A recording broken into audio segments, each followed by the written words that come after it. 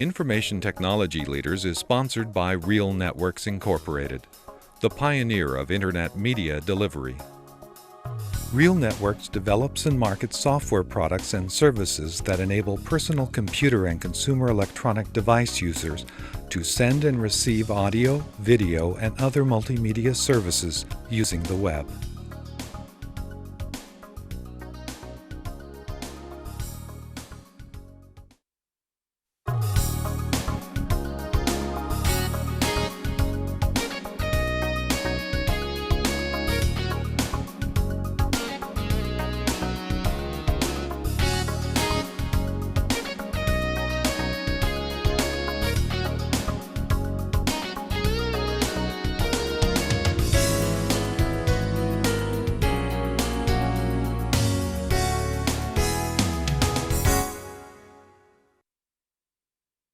This week on Information Technology Leaders, Joan Scoll, General Manager of Information Systems for Realnetworks. Now here's your host, Laura Schildkraut. Today's guest is the General Manager of Information Systems for Realnetworks. Her career has weaved its way successfully through hardware companies, consulting, and software companies, with time spent along the way to acquire an MBA. She's best known for her grace under pressure, her seriousness and competence always balanced with kindness, and a capability of handling large, complicated projects. She does this by following 7 principles which have shaped her career. It's that kind of clarity that has led to her success. Please welcome Joan Scoll. Thank you, Laura. Thank you. You spent much of your childhood in a lot of different places. Tell us about moving around so much. My father worked for Boeing, and like many families during the late 50s, early 60s, we lived in Seattle, of course, and went down to New Orleans and back to Seattle and also to Philadelphia. We thought everybody else did the same thing. We didn't know that people grew up in the same town and lived there for their whole lives. So that gave me an opportunity to learn how to fit in. How did you find a way to fit into all these new groups all the time? Well, our parents were very adamant about being in sports and music and many school activities, as well as, of course, excelling in your education. So by virtue of the fact of being on a sports team, like I played field hockey as well as was in gymnastics, I quickly was assimilated into any of the school environments. Yeah. You had talked about how achieving a goal as part of a team member was more satisfying than achieving a goal individually. Can you tell us more about your feelings that way? I think it very much centers around the fact that you cannot achieve everything in life by yourself. It takes many, many different disciplines, and it takes many different people to come together to achieve success. And with that, I do find that achieving a goal with an entire team of people, whether it be a sports team or an orchestra or a debate team, and certainly in information systems, it is just sweeter.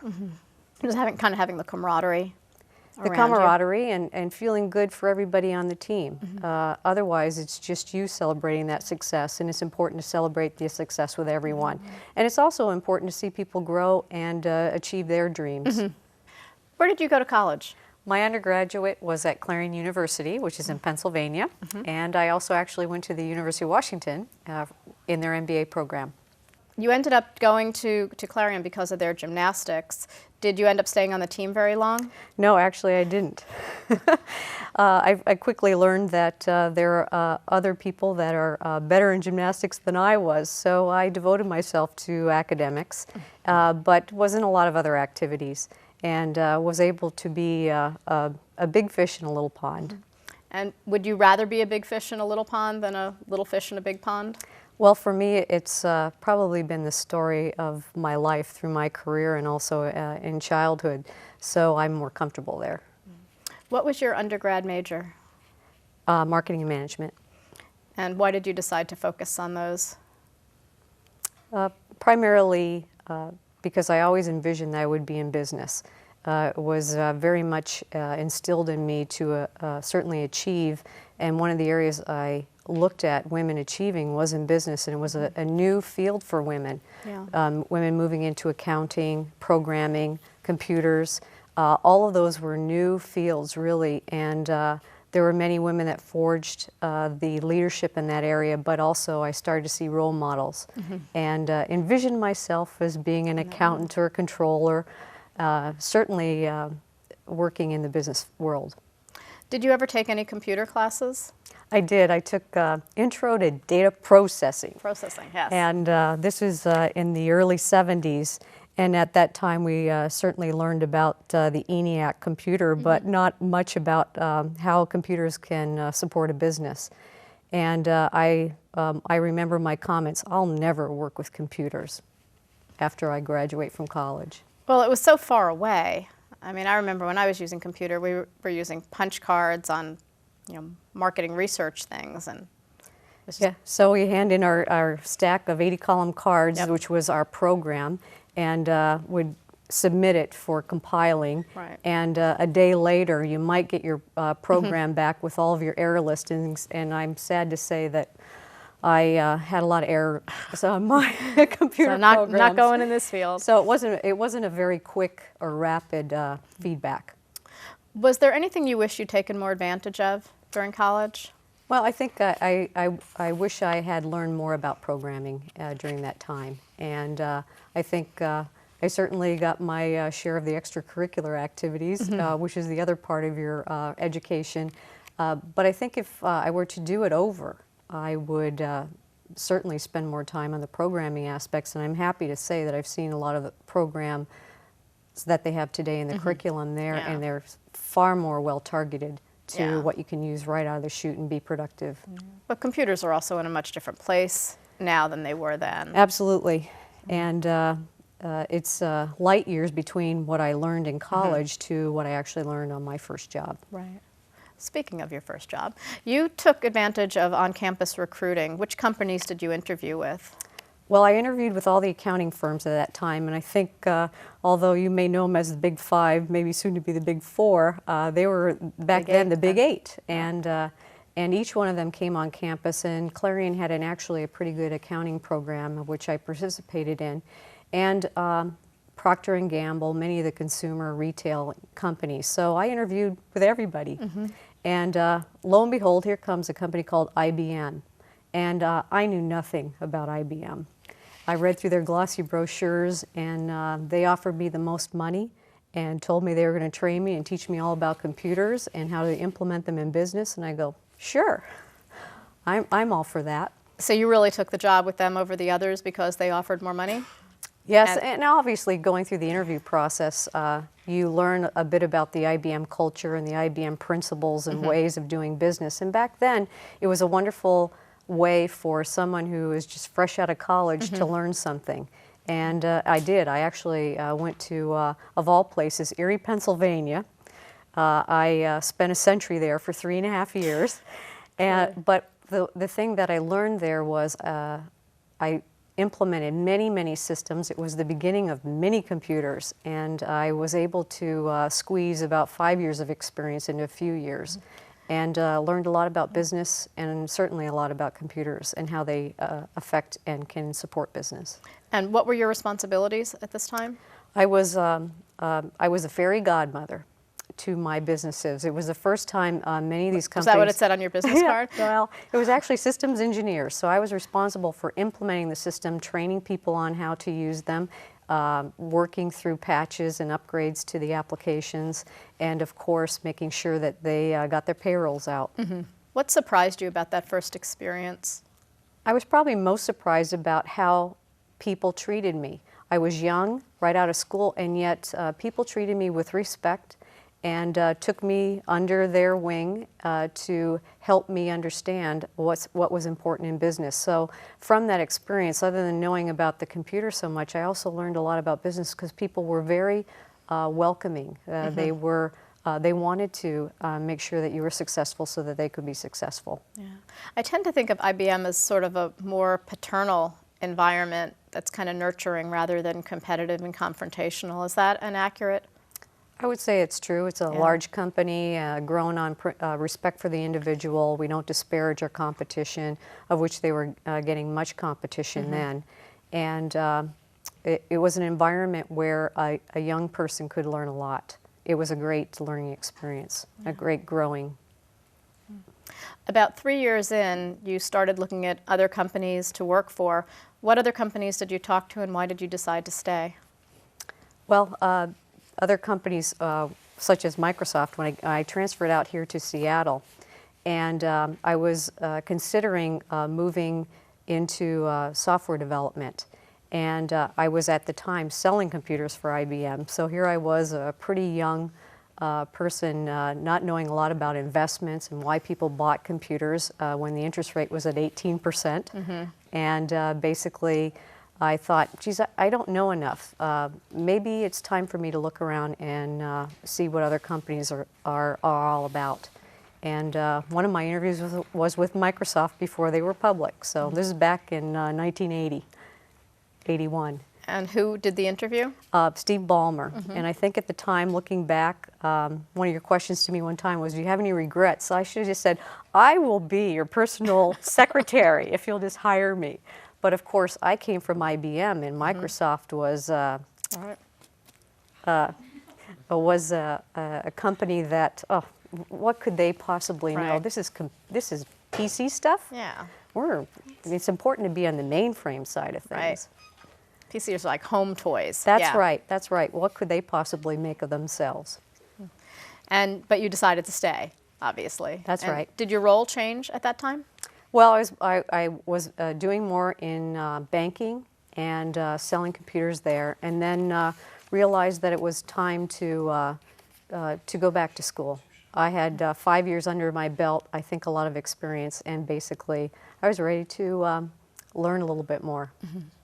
So that came to going to UW. That's right. And did you make other schools? Did you No, take a look at I those? was out here. I really wanted to go to the University of Washington. I did look at the other programs that had business programs, but that's where I wanted to be.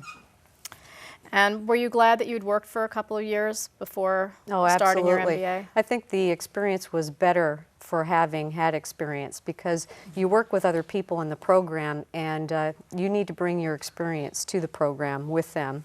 And I think that most of the people that I interacted with through the program had at least 5 years of experience. And those are the ones I gravitated to.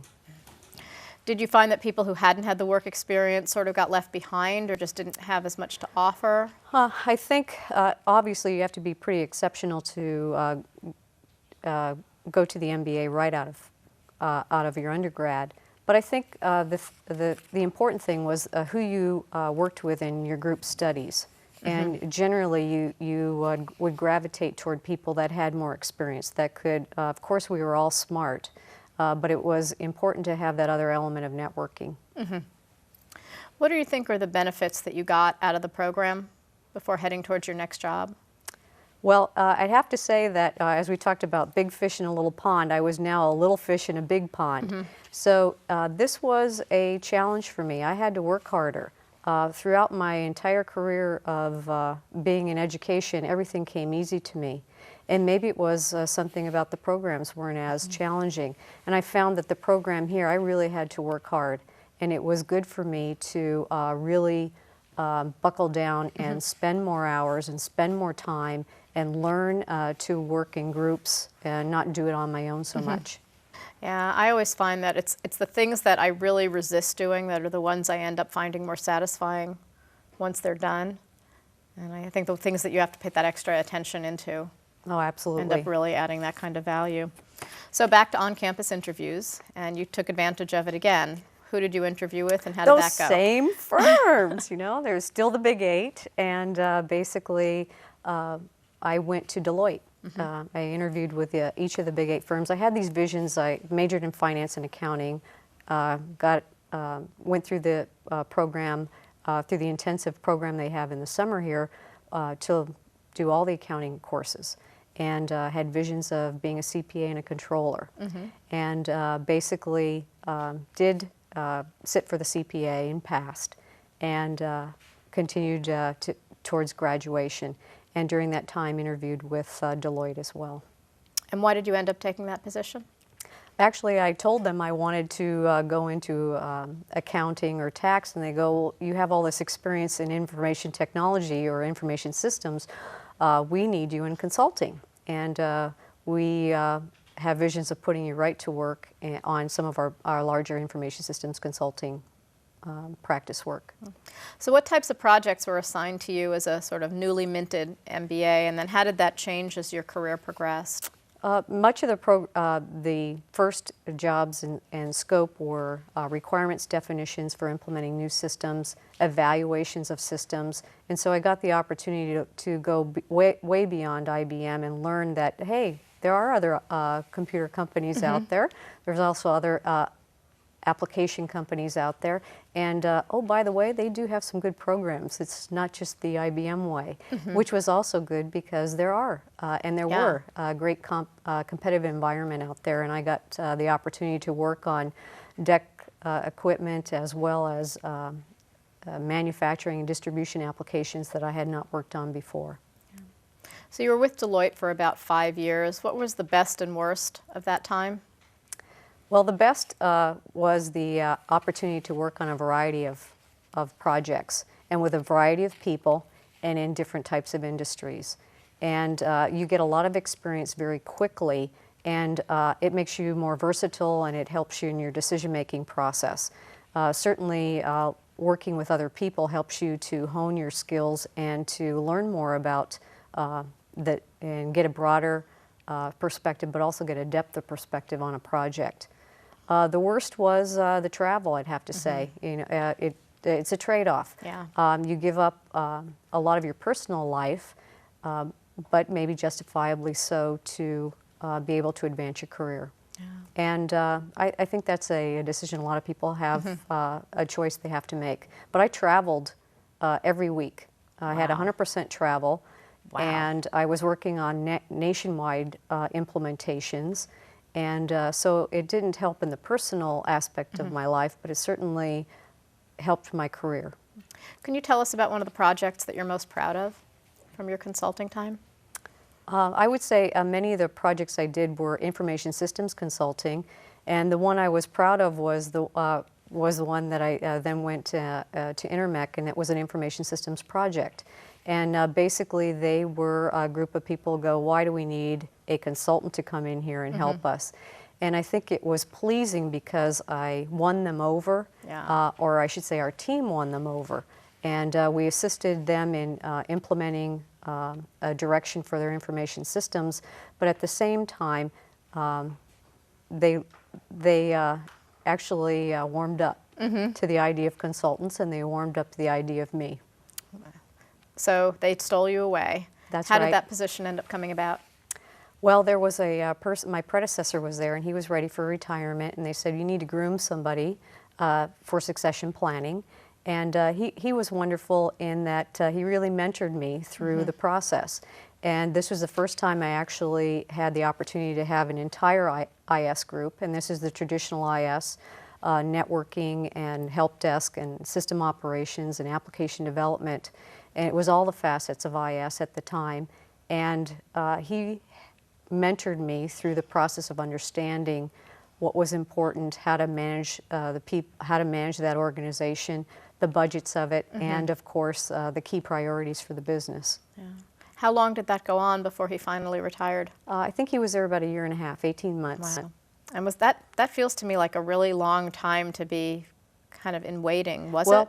Well, actually what they did was they split the department up. So they gave me a portion of it, and basically I just took on more and more.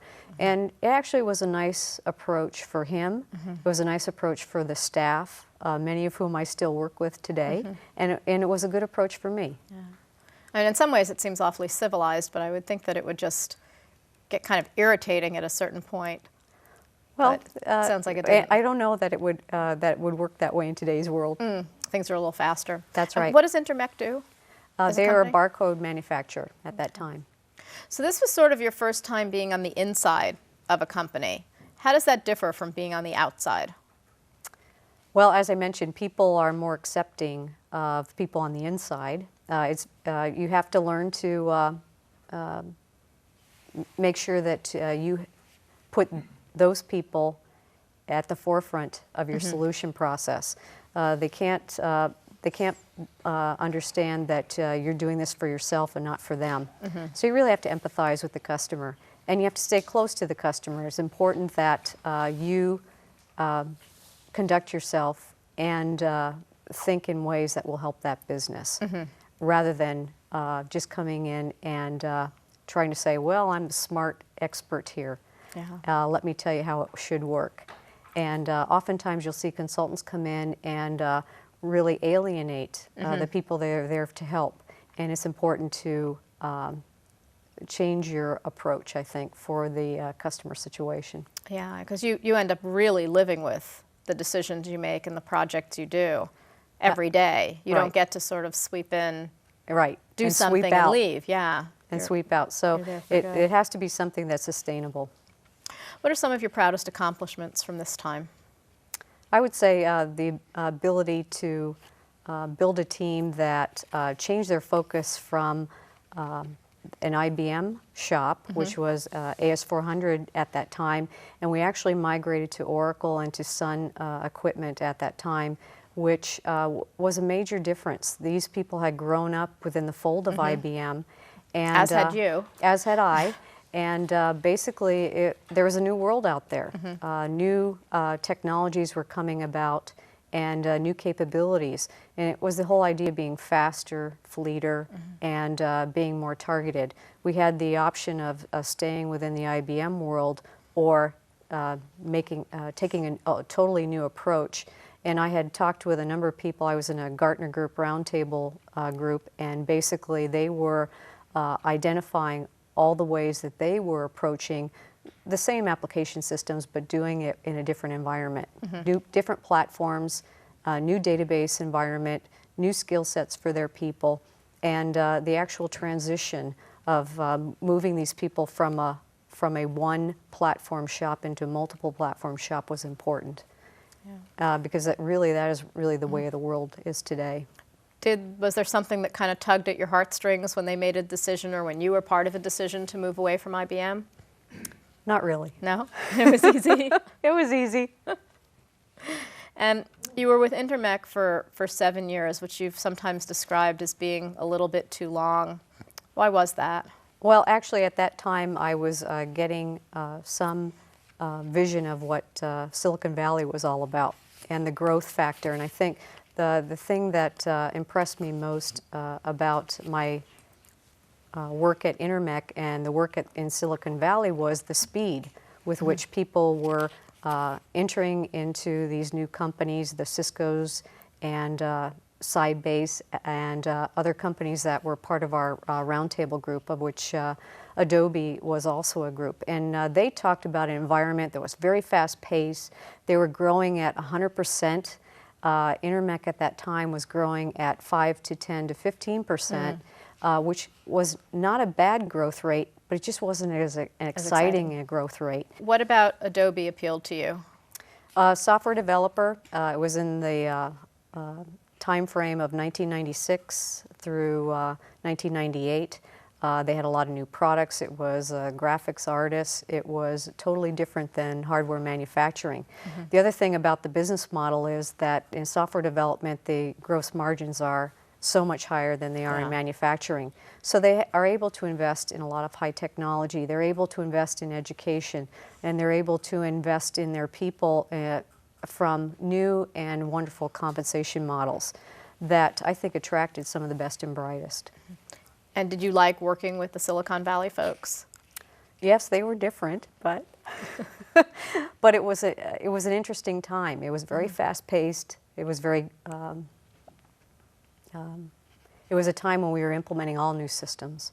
Now, this was your first time managing development of systems to be sold rather than systems kind of to be used internally. No, they weren't used internally. It was an e-commerce system that we were implementing. And basically, my staff was responsible for implementing the new e-commerce capability. So that's also doing new systems development for a whole new direction of business. That's right. And did you feel like you were kind of walking on jello, or did you feel like there was some stability? No, I think it was the next step.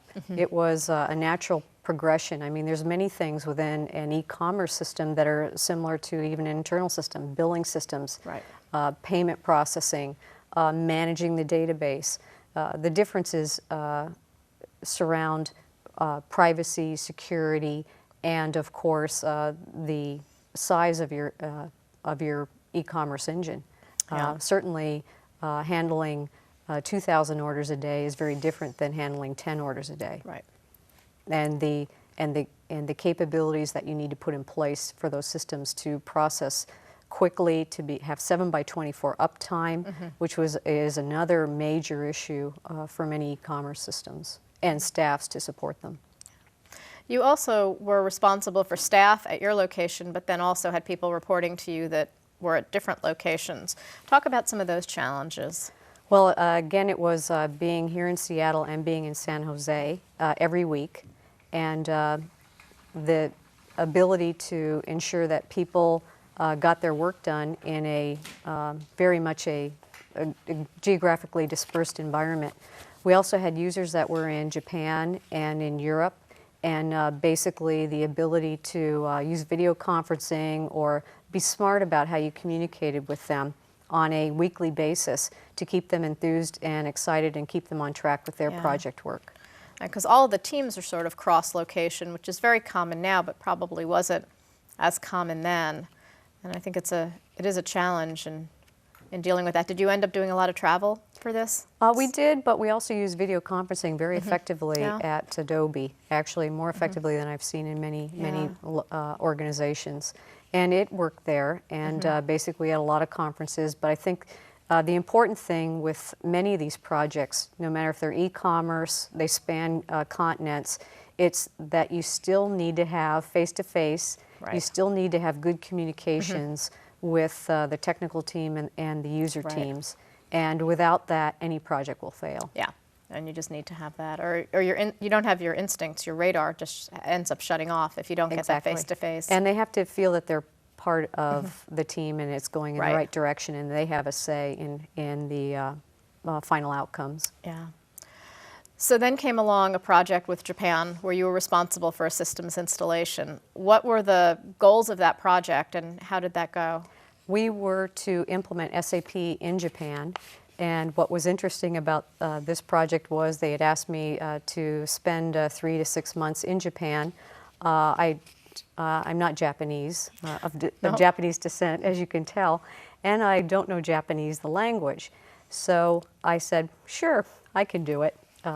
It's just another system implementation.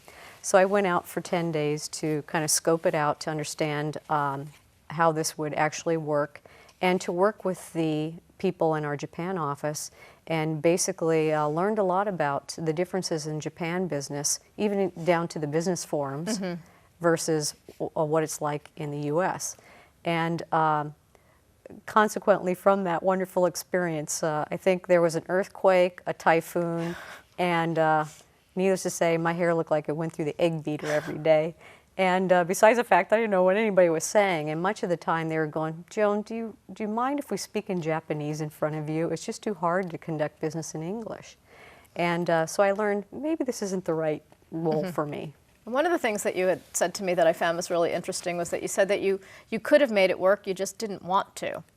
And I think you hit a certain point in your career where you make those decisions, and were you at that point? I think so. I mean, you also realize what your boundaries are and what your limits are. And yes, I could have learned Japanese, but I wasn't going to learn it in a week. And being pretty impatient about that. This was a project that had a very tight time frame.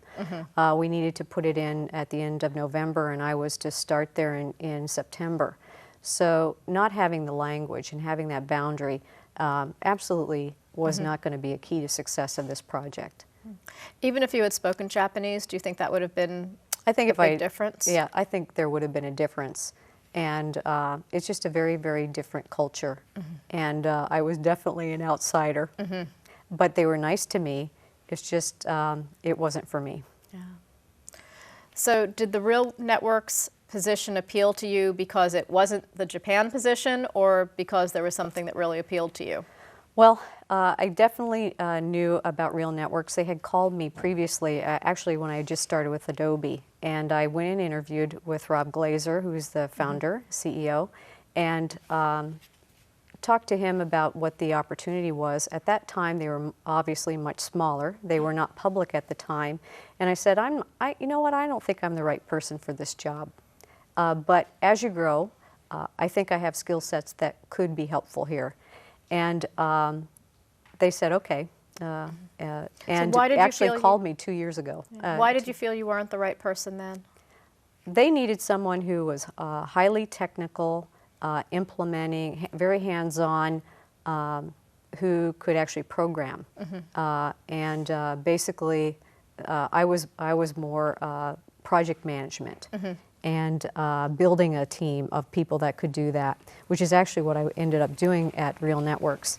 So I think they found someone who was actually more targeted to where they needed to be in their life cycle.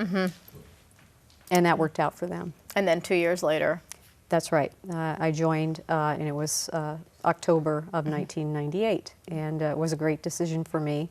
And I actually think there was a little bit of, boy, at least I don't have to go to Japan and do something I'm not sure I'll be successful at.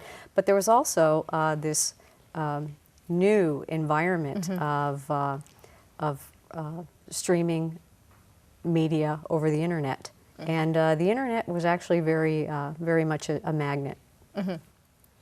And what was the scope of your responsibilities? I was charged to build their internal information infrastructure, which pretty much they had been a startup, so everything was based on PCs. Right. And we went through a process in the last 3 years of changing over every single one of their systems to a more scalable, worldwide, internationally based system. So kind of getting from where they were to what you're more comfortable with anyway. That's right.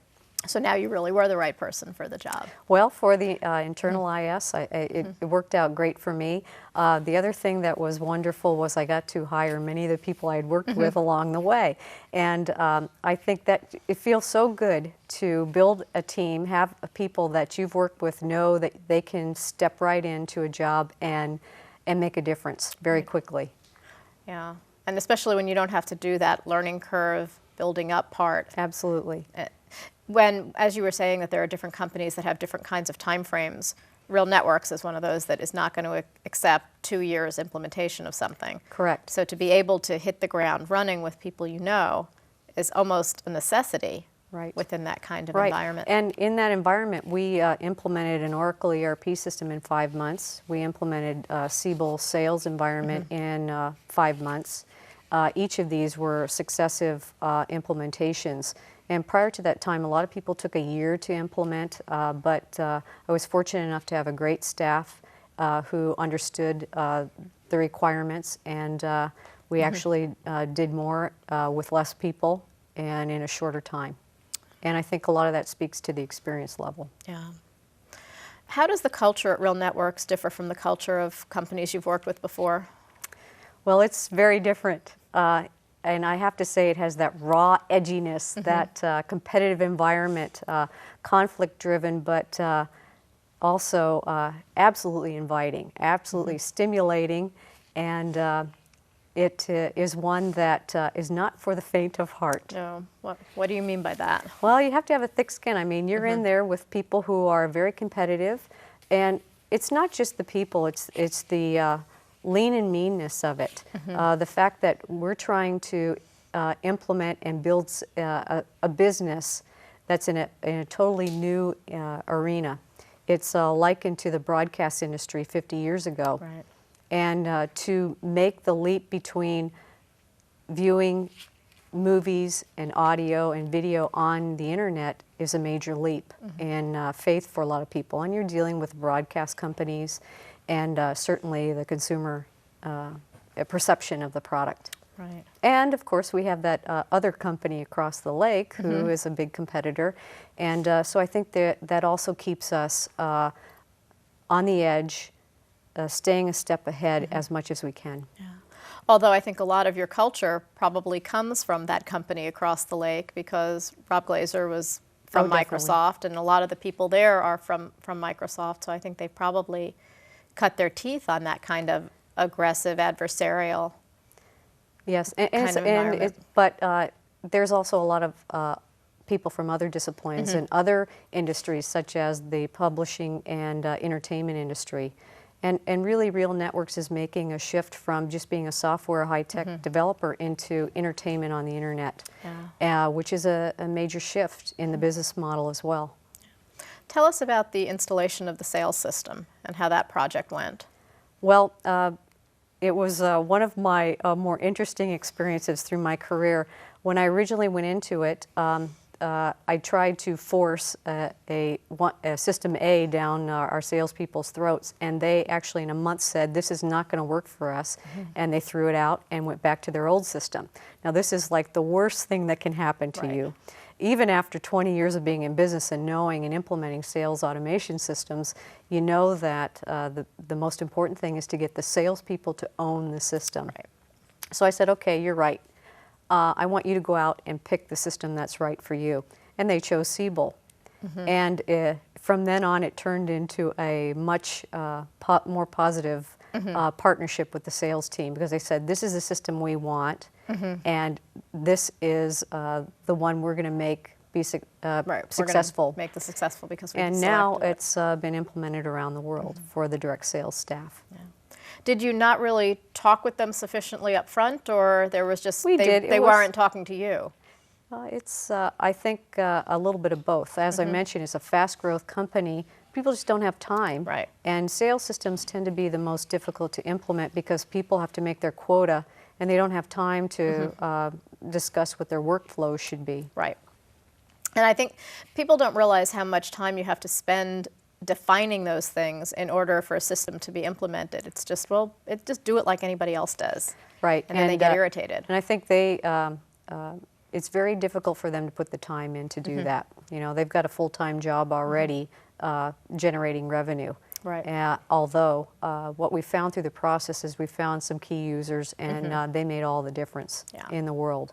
And with my team, on the technology side, it became a wonderful blend and marriage for implementing a more successful system. Yeah, I mean, always a good approach to have some ringers on your team who are really from the other guy.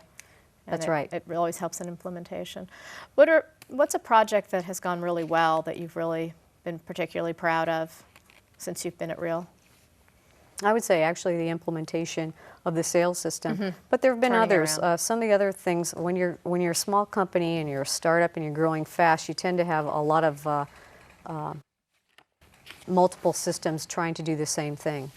And some of the things that we implemented was bringing consistency and integration between the many duplicate systems that they had, and eliminating the redundancies and eliminating the problems with the data. Did you find that the users were really ready to give up some of those homegrown systems, or were they? When they reach a point where things don't seem to work, of course, they become your biggest advocates. Yeah, I remember that was a huge thing I was dealing with at Microsoft, was trying to get 5 systems into one and getting all the people who got comfortable with those or who built them to agree that the new system would work. And probably the harder part is getting them to validate the data. Right. Yeah. 'Cause you And can't spend do the that. time. Yeah. A lot of times that's the most boring aspect of system implementations. Are you a better manager or leader? Oh, I would say there's aspects of being a manager that I think I do a good job of, and there's aspects of being a leader that you do a good job of. I think building a team is a leader. Telling people what to do on a project is a manager, and or helping them and guiding them through that process. So I think the difference between a leader and a manager is more strategic. I think a manager is tactical and a leader is more strategic. A leader that's that same definition of taking somebody fishing or teaching them to fish. I think a manager would take you fishing and a leader would teach you how to fish. And where are you stronger? I would hope that my people would say on the leader side, but I'd have to ask them. How would you describe your management style? I'd say, as they probably would, that I'm pretty demanding, but I never ask people to do something I don't do or haven't done.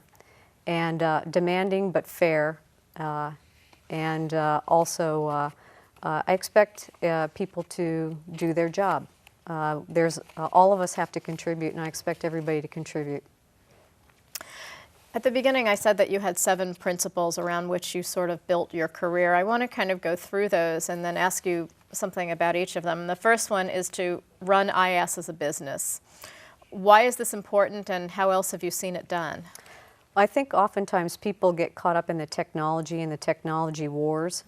What's the best operating system, or what's the best platform to implement on? And you can get very much caught up in the technology and forgetting that, hey, we're running a business here, and really the technology is only a means to get us to where we need to go. And so running it like a business is saying, I'm going to invest the proper amount of money and the proper staffing so that we can meet our business goals. I'm not going to overdo it in terms of technology, and I'm not going to skimp when that's not the right approach to take. And you've got to do everything that's required in a business. You've got to have development. You've got to have a sustaining operation. You have to have good procedures. You have to do some promotion. And basically, you're a salesperson, but maybe within the context of a company. Okay. And number 2 is stay close to your customer. Is this as important when you're doing internal IS as it is when you're a consultant? Well, absolutely. And if anything, it's from that wonderful sales automation experience. If I had stayed closer to the customer in that situation, I believe we wouldn't have had a false start. Plan and measure what you want to happen. So that sounds like it's really easy to do. It's actually quite difficult. How do you do that? Well, you have to plan all the time.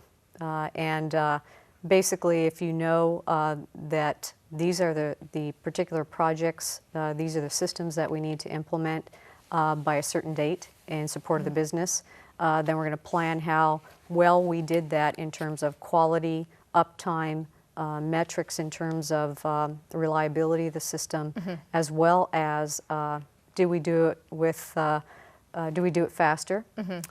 Do we do it bringing everybody on the team along and making it successful? And basically measuring time to market and measuring the cost that it took to implement, and obviously from a sustaining standpoint, making sure that it meets the customer objectives as well as the reliability objectives. Those are the ones that I've always found are harder to measure, because it's really hard to set everything else clean and say the system is the thing that made the difference. How do you do that when there are other things in the air that shift? How do you prove that this system helped us to improve sales by 10%? Well, I don't know that it's the system, but when I look at the system, it's everything surrounding that system. It's the process. Was it easier for the sales rep to generate a quote? Is their time used more wisely than it had been before? Are there some things we can automate for them that they had done manually? Maybe a new area of revenue generation that we just can't get to because we don't have the people, the skills, or the ability to automate it, and now we can. So I would look at it in terms of if the goal is revenue, increasing revenue by 5%, what kinds of processes and workflows can we put in place to support that? So you look at the project as broader than just the implementation component. And realistically, no system generates revenue. Right. It'd be nice if it did. Doesn't work that way. Okay. Number 4, practice, persistence, and discipline will set you apart. Now, you believe that it's important to get your hands dirty, not just at the beginning of your career, but throughout your career. And how have you done that? Well, often in many of the projects we're involved in, I'll actually take a part in that project. It might be project management, or it might be some facet of the particular project that is mine to work on. So I never step away. And ongoing support, for example, I support our help desk, and I take some calls. An example is we do password change. Wow. I'm the person they contact if they're having a problem. On an application system, I might be the person to do some training. So you never truly get away with it, and it's important to keep your hands in it. I mean, given how many different projects you're responsible for and all of your responsibilities about managing up and managing down and managing laterally, how do you have the time to keep your hands in it? You make the time. I mean, it's a matter of priorities. I mean, some things may become secondary during the time you're in the midst and the stress of, and the deadlines of a project. But I think there's some things that you just always have to make time for. Okay. Number 5, pay attention to details and be a problem solver. This one kind of sounds like motherhood and apple pie. Why does it warrant special attention? Well, it's amazing how many people don't pay attention to the details. Actually, working through various projects or information systems and learning everything you can about the work that you're going to support is important. And you do need to know it at a detail level. How else can you make the proper decisions about and problem solving if you don't know it detail? I know a lot of people try to gloss over it. Much of the time that's the criticism of consultants, but the best consultants are ones that are detail oriented and spend the time to learn and learn more about what they're supporting. What do you mean by be a problem solver? Well, as an example, in information systems, people might ask, how can we use this system to generate more revenue? And looking and asking the right questions about, well, where are we having a problem in revenue generation? And what are the current processes for generating revenue? How can we automate those? What do we have to bring to the table to make that process easier? So, and coming up with this possible solutions. And you may not get it right every time, but recognizing that the business is trying to move forward, and if you put it in the context of solving a business problem, you're generally going to be right on for what the project needs to do. Number 6, build a diverse team and your decision making will be better. What do you mean by a diverse team, and why does that improve decision making? Well, I have a quote. Can I read a quote? Sure. This is from Pearl Buck. The person who tries to live alone will not succeed as a human being. Your heart withers if it does not answer to another heart. Your mind shrinks away if you hear only the echoes of your own thoughts and find no other inspiration. So I think a team and diversity of a team can bring other perspectives to problem solving. And what I have found is if I have a more diverse team, they can bring different ideas and different learning experiences and come up with a solution that might be better. And to have them discuss those techniques also helps. What do you mean by a diverse team? Well, a team can be people from different disciplines, or the team can be people of different backgrounds. And I think on my staff I have one of each. Because you had found that when you tried to do the Japanese project that diversity was not necessarily a good thing. Well, actually, that would help, but it would also help to live life through their eyes and live life through their business perspective. So I think that was more a failing on my part than one of my principles. Or just that you didn't want to. Yeah, that's true. And finally, number 7, maintain balance and sense of humor. I remember when I worked at Ogilvy and Mather that David Ogilvy had this philosophy that if people enjoy their work, if they have fun at their work, they'll work better, longer, smarter. How do you create that sense of humor about the work? Well, I believe that bringing, understanding your people and knowing what makes them tick and understanding what their personal lives are like a little bit and understanding what motivates them can actually dissipate a lot of the stressful situations that we get to enjoy in IS these days, and also getting them to laugh at themselves and getting the team to laugh together is important because that can oftentimes dissipate a real problem. Yeah. And it gets people to say, you know, maybe I'm taking myself too seriously or this project too seriously. Maybe I need to back off and think about it in a different light. But we'll do things like, you know, we all have our Dilbert comics hanging up on our walls. And actually, there's just about every day you can pick a moment when Dilbert is alive on your team or someone looking in at you. But it's because of the stress, I think it's very healthy to look back and make light of some things that maybe aren't working out so right. Yeah. What do you think are the skills and characteristics that somebody just graduating today, either undergrad or at the graduate level, need to be successful in information systems?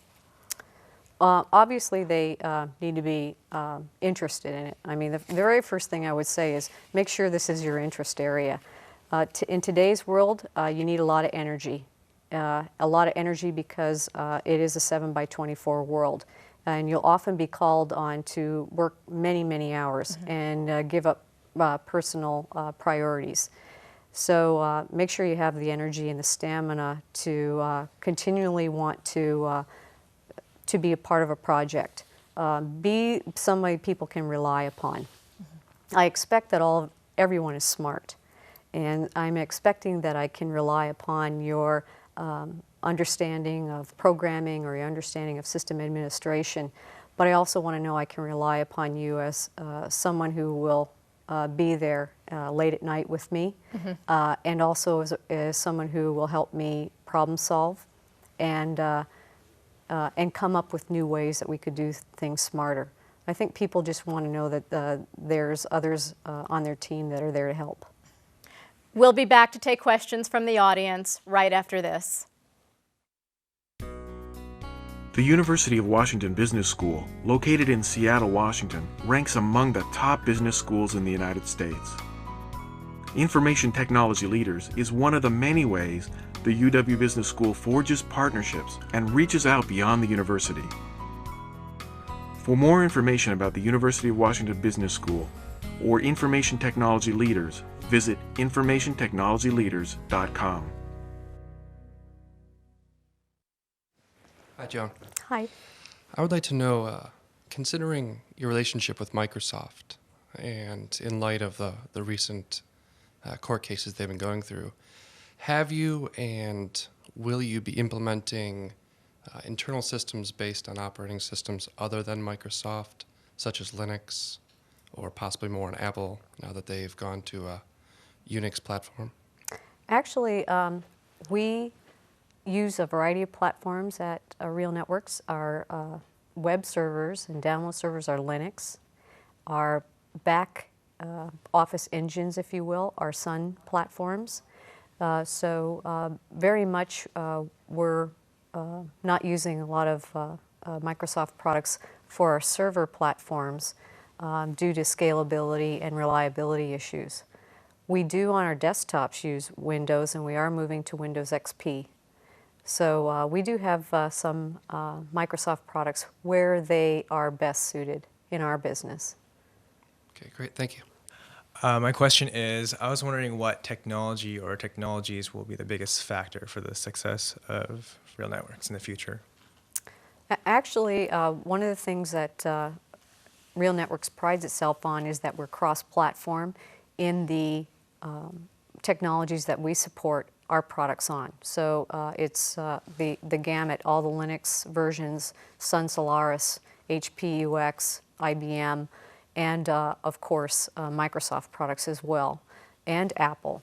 And we are trying to build a product that can span any type of platform. So we're not just Microsoft centric. Another question is, do you think that the spread of the broadband is going to be a big factor as well? Well, absolutely, and I believe the projections a couple of years ago were that broadband would have been more widespread around the world. And what we're finding is that in Asia Pacific, in particular countries like Singapore and China and others in that area, the broadband the adoption rates are much higher because it's all new there.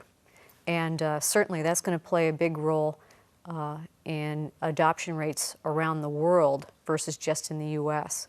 And I believe for our products, the adoption rate is much faster and higher in some of what all traditionally have been third world countries, and particularly in the Asia-Pacific region, and also in Europe. So we're seeing higher growth rates in those areas. Okay, thank you. Salmon have to overcome incredible odds to survive. Sometimes people can help. I led a research project on flow rates in a local stream. Working with research assistants from psychology and English opened my eyes to the complex relationship between science and public policy. Now, when I work with school kids at the UW hatchery, I tell them the whole story of salmon, forests, streams, and human habitation. Future generations, salmon, and people will benefit from our research. I'm learning to care for prostate cancer patients at a UW teaching hospital. I study cancer cells from those same patients in the lab. Being able to study the disease, care for patients suffering from it, and research new ways to diagnose it helps me to see the whole cancer care picture. I'm researching a way to isolate a patient's cancer cells. Then we can determine how to treat them effectively and increase a patient's chances of survival. That would be so exciting. I'd like to close with a quote from somebody who not only has worked with Joan, but has also been a strong participant of our undergraduate IT mentorship program here at the University of Washington. I've worked with Joan now at 2 companies, Adobe and Realnetworks. My first impression was that she was crisp, friendly, and professional. As I've gotten to know her, I'd have to add that she's also tough and humane. Through the years, Joan has provided succinct, useful mentorship, the articulation of clear business objectives, and crisp direction to her teams. She has the deepest understanding of business goals and the role IT plays in maximizing productivity while always keeping costs low. She offers 20-plus years of operations experience and discipline, but also possesses a very real celebration of personal and interpersonal diversity. Adobe and Realnetworks have been very different companies for which to work. Joan has demonstrated flexibility, discipline, and grace in each of these unique environments. I truly value my partnership with her.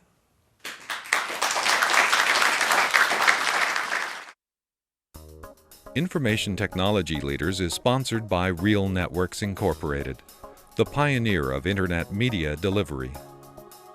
Realnetworks develops and markets software products and services that enable personal computer and consumer electronic device users to send and receive audio, video, and other multimedia services using the web.